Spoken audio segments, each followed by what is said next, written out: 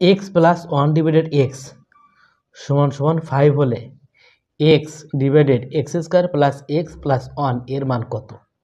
এই অঙ্কটি করতে হলে প্রথমে আমাদের ফার্স্ট লাইন সাজিয়ে লিখতে হবে। তাহলে এখানে আমরা এক্সকে যদি লসাগু নিই, এক্স উপরে আসতেছে কি, উপরে আসতেছে হচ্ছে এক্স স্কোয়ার প্লাস 1 ইকুয়াল হচ্ছে 5।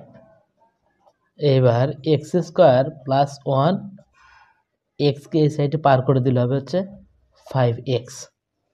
তাহলে এক্স স্কোয়ার প্লাস 1 সমান সমান হচ্ছে 5x। এইবার আমরা দ্বিতীয় লাইনের কাজ করব, অর্থাৎ যেটার মান বের করতে বলছে সেটার মান বের করব। তাহলে এখন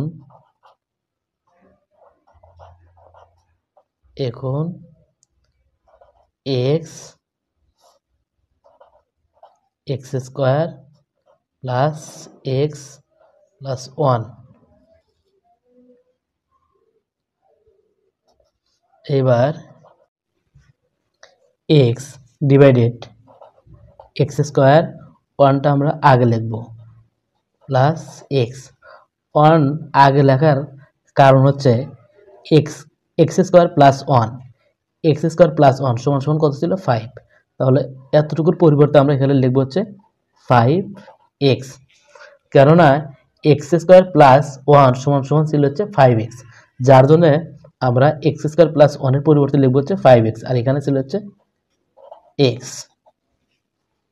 তাহলে উপরে হচ্ছে x আর নিচে 5x এবং হচ্ছে x, তাহলে হচ্ছে 6x। x আর x কেটে দিলে উপরে 1 নিচে 6, তাহলে অ্যান্সার, এটি হচ্ছে অ্যান্সার।